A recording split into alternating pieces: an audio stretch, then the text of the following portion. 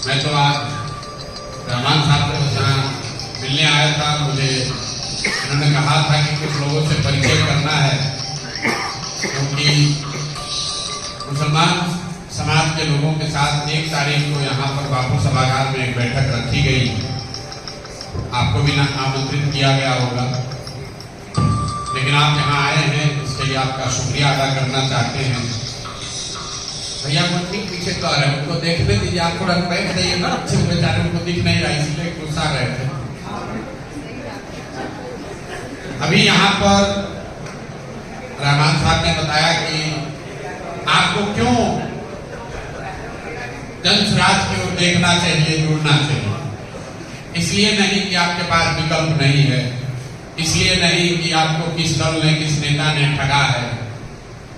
मुसलमानों को क्यों बैठकर सोचना चाहिए एक नए विकल्प, नए प्रयास के लिए,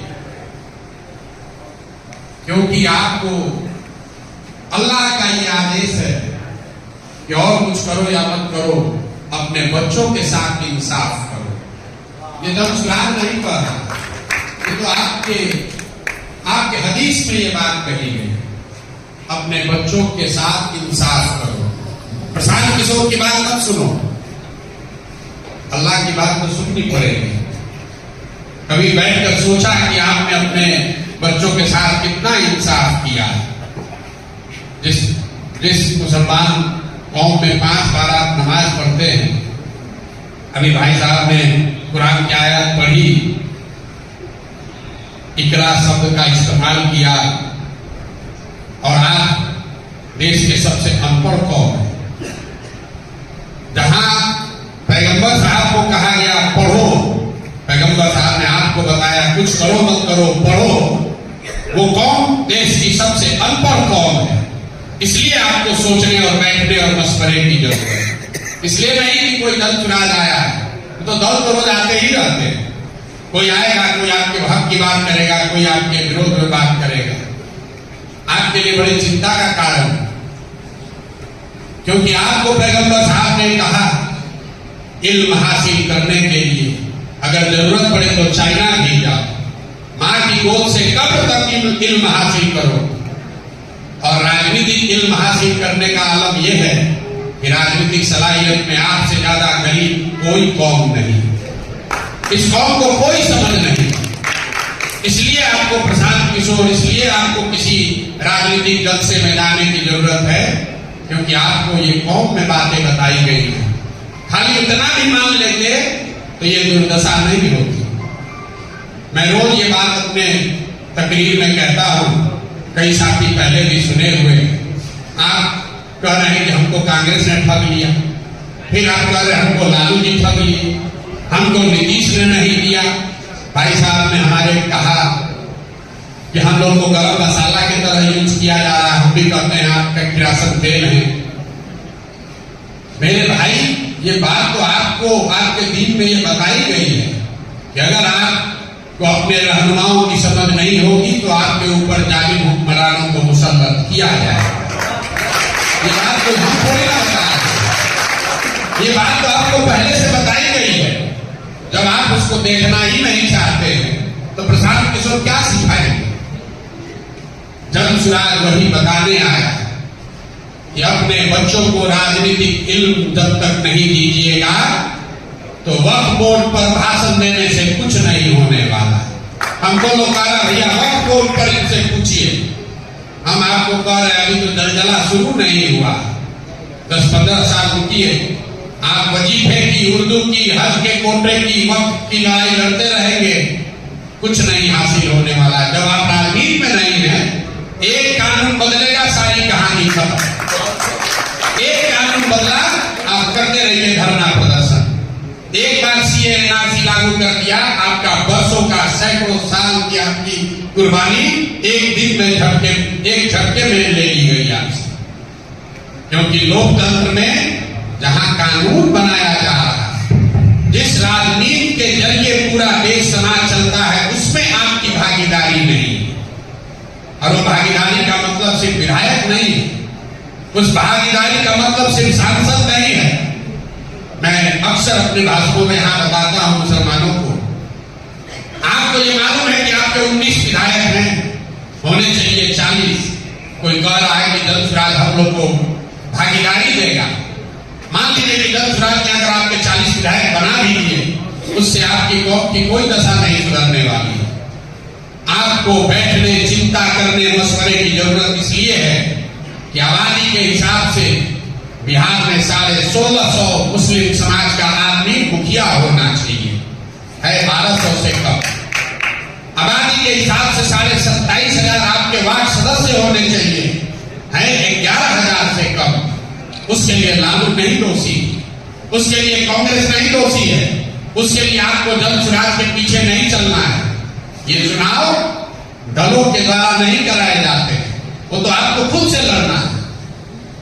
आपको किसने रोका था कि आप वार्ड सदस्य का चुनाव लड़िए? आपके बच्चों को किसने रोका है मुखिया सरपंच चुनाव लड़ने से? उसी रोग का इलाज करने का नाम है जलसुराज। ये पिछले 25-30 साल से आपका विकास हुआ कि नहीं, स्कूल बना कि नहीं, हम क्या बताएंगे? आप तो वो जीवन जी रहे हैं, आप तो अपने बच्चों की दुर्दशा देख रहे हैं। आप अपने बच्चों का चेहरा साल भर नहीं देखते हैं। एक बार कोई ईद में घर में शादी हो तो आता है, साल भर आपके जवान बच्चे घर नहीं आते। हम क्या उसकी चर्चा करेंगे? ये दुर्दशा इसलिए है कि आपने अपने कौम में जो बातें बताई गई हैं सियासी नजरिए से, उससे किनारा कर लिया है। जद्दोजहद की आप बात कर रहे हैं, किसी भी धर्म से ज्यादा इस्लाम में यह बताया गया है कि बिना जद्दोजहद के जीवन में कुछ भी हासिल नहीं हो सकता। लेकिन आज का जो मुसलमान है वो राजनीतिक जद्दोजहद नहीं करना चाहता। पहले कांग्रेस के साथ थे, फिर लालू तेजस्वी का झंडा ढोए, अब यहां आए हैं प्रशांत किशोर का झंडा ढोने के लिए तैयार। मैं अदब से मुरारी साहब जी से माफी चाहता हूं। इन्होंने कहा प्रशांत किशोर के झंडे के नीचे आइए। भाई झंडा तो एक ऊपर वाले का ही है, ये प्रशांत किशोर का कोई झंडा नहीं है। हमारे पीछे चलिएगा, हमारे झंडे के नीचे आइएगा, फिर आपके साथ धोखा ही होगा। लेकिन हम आपको इतना ही कहने आए हैं कि अभी से भी जगिए, अपना नहीं तो अपने बच्चों का चेहरा देखिए, अपने बच्चों को इल्म और शिक्षा की बात कीजिए, चाहे वो प्रशांत किशोर के साथ चलने से मिले या लालू जी के साथ चलने से मिले। किसी को हराते रहने की रणनीति जो है, अगर इस पर चलिएगा तो जिसको हराने की कोशिश कर रहे हैं वो तो आपको परेशान करेगा ही करेगा। जिसको आप जिता रहे हैं वो भी आपकी इज्जत नहीं कर रहा है, वो भी आपको बगल में नहीं बैठा रहा है। ये आपके लिए चिंता का कारण है। जब तक उसको नहीं समझिएगा ये कुछ होने वाला नहीं। हम वोट मांगते नहीं, हम मुसलमानों की राजनीतिक सलाहियत का अंदाजा लगा लीजिए। हम वोट नहीं मांग रहे, हमने दल नहीं बनाया, और आपके मन में भाजपा का भूत इतना है कि आप सोच रहे हैं कि भाजपा का ए टीम है कि बी टीम है। ये आप नहीं सोच रहे हैं कि इस व्यवस्था में हमारे बच्चों के लिए कुछ है कि नहीं है। यहाँ बैठे हुए जितने मुस्लिम हैं, मैं आपको कैमरे पर दावा कर रहा हूं, 5 वर्ष में आपने ये नहीं सोचा होगा कि इस विधानसभा और लोकसभा को कैसे जीता जाए। आपने यही सोचा होगा, अगर आप राजनीतिक तौर पर समझदार भी हैं तो यही सोच रहे हैं कि यहाँ पर भाजपा को कैसे हराया जाएगा। यही गलती अब आपके दिमाग में, यही नुकसान आपको आरजेडी ने किया। आप जब कांग्रेस को वोट देते थे, कांग्रेस वाले काम करे ना करे, भले आप अंत में जाकर कांग्रेस को वोट दे, लेकिन कांग्रेस से कम आप सवाल जवाब करते थे कि भाई तुमको क्यों दे वोट। ये लालू जी ने जो भाजपा का डर का भौकाल खड़ा किया, अब इसमें सवाल पूछना तो छोड़ दीजिए। मुसलमानों के मोहल्लों में, मुसलमानों के गांव में जाइए, मुसलमान कहता है भैया हमसे वोट मांगने क्यों आए हैं, हम तो आपके साथ हैं ही, पहले आप हिंदू वोट अपना समेटिए। ये आपकी बात है, हम नहीं कह रहे। मुसलमान कहता है हम तो हैं ही आपके, हम तो आपको देवे करेंगे, आप हिंदू वोट समेटिए। फिर वो जीतने के बाद आपको नहीं पूछने आता है तो आपको अरे हम लोग पूछ नहीं रहा। अरे आपसे तो कोई वोट मांगने आता है तो आप कहते हैं हमसे मत मांगो, हम तो तुम्हारे हैं ही बंधुआ मजदूर, हम तो देंगे ही देंगे तुमको, तुम अपना और समेट लो। आपको कहां पूछेगा, आपको क्यों पूछेगा? यही बात बताने हैं।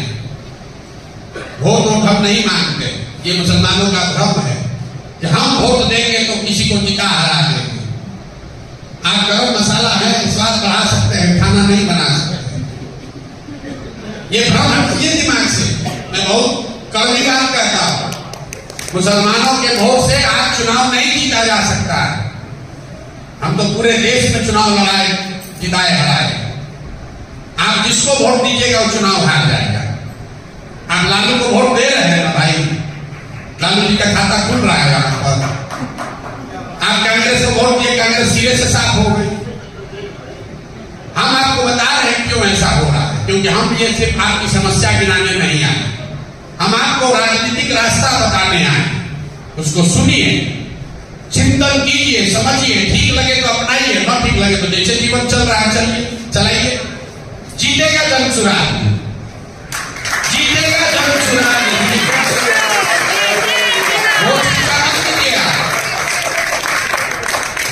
वो चिंता मत कीजिए, जीतेगा जन सुराज ही।